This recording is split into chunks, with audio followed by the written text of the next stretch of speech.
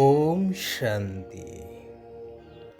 ब्रह्मलोक निवासी ब्रह्मेश्वर पिता परमात्मांकर ब्रह्मलोकरू आसी अभिनय करुथिबा आत्मिक संतान मानंकु हृदयर सहित ईश्वरीय शुभाभिनंदन, शुभेच्छा, सुप्रभात, सुस्वागतम।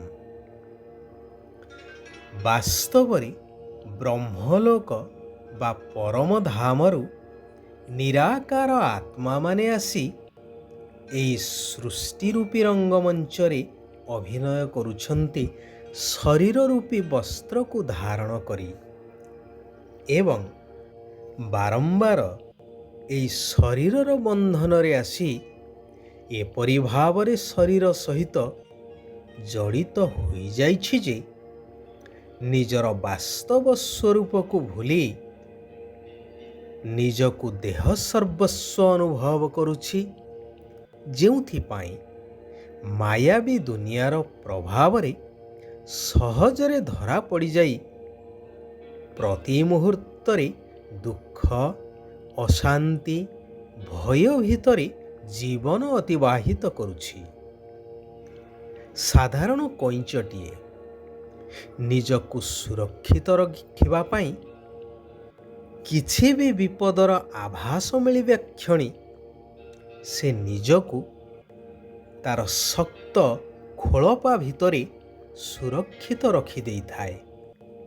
ଏପରିକି ମହାବଳଶାଳୀ ବାଘ ମଧ୍ୟ ତାର ସେହି ସୁରକ୍ଷାକୁ ଭେଦ କରିପାରିନଥାଏ।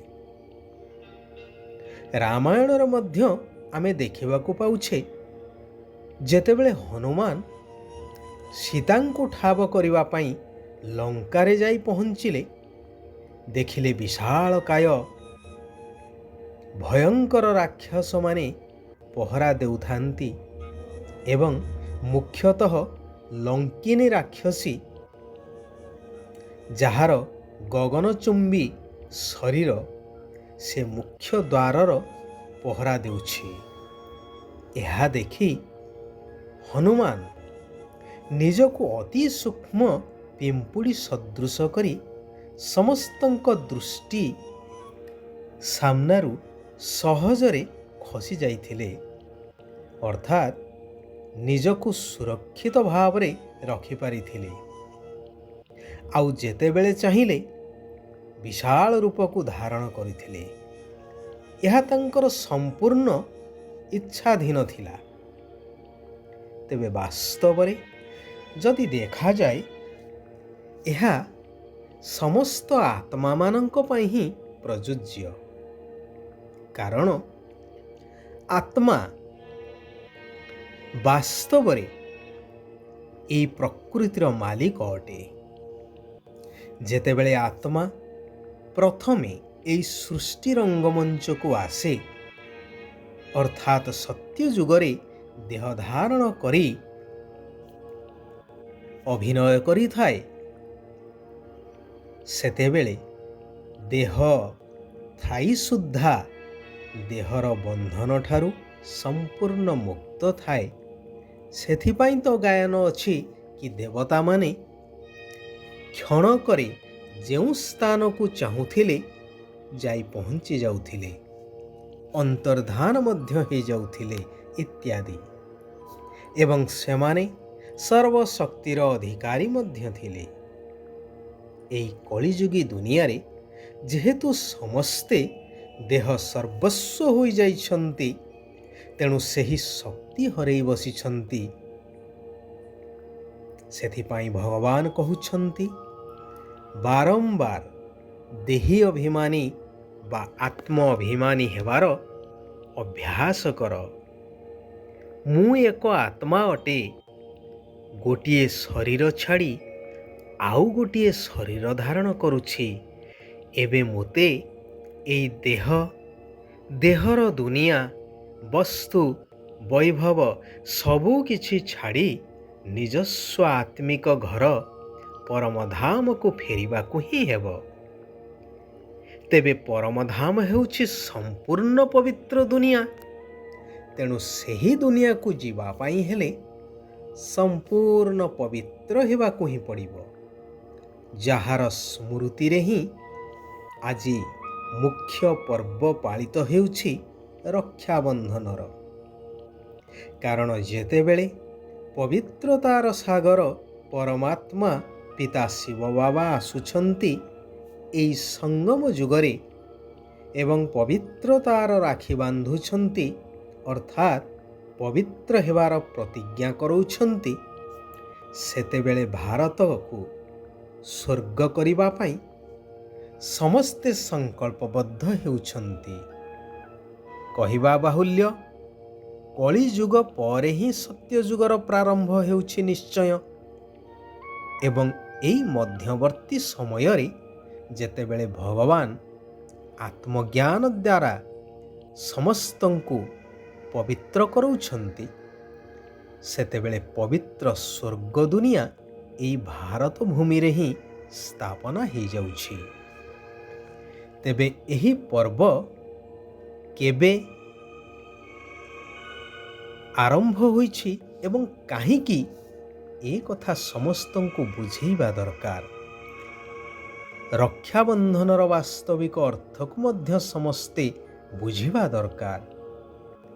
ଦ୍ୱାପର ଯୁଗରୁ ହିଁ ଯେତେବେଳେ ଆତ୍ମା ଅପବିତ୍ର ବିକାର ମାର୍ଗରେ ଯାଉଛି, ସେବେଠାରୁ ଏହି ପର୍ବର ପରମ୍ପରା ଚାଲି ଆସୁଛି। ହେଲେ ସତ୍ୟ ଯୁଗରେ ଏହି ରକ୍ଷାବନ୍ଧନ ଆଦି ପର୍ବର ଆବଶ୍ୟକତା ହିଁ ନାହିଁ। ସତ୍ୟ ପିତା ସତ୍ୟ ଜ୍ଞାନ ପ୍ରଦାନ କରି ସତ୍ୟ ଦୁନିଆ ସ୍ଥାପନ କରାଉଛନ୍ତି। ତେଣୁ ଏହି ସତ୍ୟ ଜ୍ଞାନକୁ ନମ୍ରତା, ଦୃଢ଼ତା ତଥା ବହୁତ ସମ୍ମାନର ସହିତ ଅନ୍ୟମାନଙ୍କୁ ଶୁଣାଇବାକୁ ହେବ। ମଧୁର ବାଣୀ ସହିତ ହର୍ଷିତ ମୁଖ ମଧ୍ୟ ରହିବା ଆବଶ୍ୟକ। ସମସ୍ତଙ୍କୁ ପତିତରୁ ପବିତ୍ର ହେବାର ଯୁକ୍ତି ବତେଇବାକୁ ହେବ। କେବଳ ଜଣଙ୍କର ଅର୍ଥାତ୍ ଏକ ନିରାକାର ଶିବ ବାବାଙ୍କର ଅବ୍ୟଭିଚାରୀ ସ୍ମୃତିରେ ରହିବାର ଆବଶ୍ୟକତା ଅଛି। କୌଣସି ଦେହଧାରୀର ନାମ ରୂପକୁ ମନେ ପକାଇବାର ନାହିଁ। ତେବେ ସବୁଠାରୁ ଗୁରୁତ୍ୱପୂର୍ଣ୍ଣ କଥା ହେଉଛି ପବିତ୍ରତାର ସାଗର ପିତାଙ୍କ ସହିତ ପବିତ୍ର ହେବାର ପ୍ରତିଜ୍ଞା କରିବା। ଏହା ମଧ୍ୟ ନିହାତି ଆବଶ୍ୟକ। ଶିବ ବାବା କହୁଛନ୍ତି, ବିନାଶୀ ଇଚ୍ଛାଗୁଡ଼ିକୁ ତ୍ୟାଗ କରି ଆଚ୍ଛା ଅର୍ଥାତ୍ ମହାନ ଆତ୍ମା ହେବାର ବିଧି ଦ୍ୱାରା ସର୍ବପ୍ରାପ୍ତି ସମ୍ପନ୍ନ ହୁଅ। ଯେଉଁମାନେ ଅନେକ ଗୁଡ଼ିଏ ବିନାଶୀ ଇଚ୍ଛା ରଖିଥାନ୍ତି, ସେମାନଙ୍କର ଇଚ୍ଛା କେବେ ବି ପୂରଣ ହୋଇନଥାଏ। ବରଂ ନିଜକୁ ମହାନ ଆତ୍ମା ବା ଶ୍ରେଷ୍ଠ ଆତ୍ମା କହୁଥିବା ଆତ୍ମାମାନଙ୍କର ଶୁଭ ଇଚ୍ଛା ଗୁଡ଼ିକ ଆପେ ଆପେ ପୂରଣ ହୋଇଯାଇଥାଏ। କାରଣ ଦାତାଙ୍କର ପିଲାମାନଙ୍କୁ କିଛି ବି ମାଗିବାର ଆବଶ୍ୟକତା ନଥାଏ। ବିନାଶୀ ଇଚ୍ଛାଠାରୁ ମୁକ୍ତ ହୋଇ ଅବିନାଶୀ ସେବାର ସଂକଳ୍ପ ଯଦି ରହିବ, ତେବେ ତାହା ନିଶ୍ଚିନ୍ତ ଭାବରେ ପୂରଣ ହେବ। ସର୍ବପ୍ରାପ୍ତିରେ ମଧ୍ୟ ସମ୍ପନ୍ନ ହୋଇଯିବ। ଯୋଗ ଏବଂ ନିଃସ୍ୱାର୍ଥ ସେବା ଦ୍ୱାରା ମାୟା ଜିତ୍ ହେବା ହିଁ ବିଜୟୀ ଆତ୍ମାର ଲକ୍ଷଣ। ଆଚ୍ଛା, ଆଜି ପାଇଁ ଆମେମାନେ ଏଇଠାରେ ବିରାମ ନେବା। ଆସନ୍ତାକାଲି ପୁନଃ ନିଜର ଜୀବନକୁ ପରିବର୍ତ୍ତନ କରିବା ସହିତ ସାରା ବିଶ୍ୱକୁ ପରିବର୍ତ୍ତନ କରିବାର ଉଦ୍ଦେଶ୍ୟ ନେଇ ସେହି କଲ୍ୟାଣକାରୀ ପରମାତ୍ମାଙ୍କର ଆଉ କିଛି କଲ୍ୟାଣକାରୀ ମହାବାକ୍ୟ ଉପରେ ଆମେମାନେ ଆଲୋକପାତ କରିବା। ସାରା ବିଶ୍ୱର ଆତ୍ମାମାନଙ୍କର କଲ୍ୟାଣ ହେଉ। ସମସ୍ତେ ସୁଖ ଆଉ ଶାନ୍ତିର ଅନୁଭବ କରନ୍ତୁ। শান্তি। ওম শান্তি। ওম শান্তি।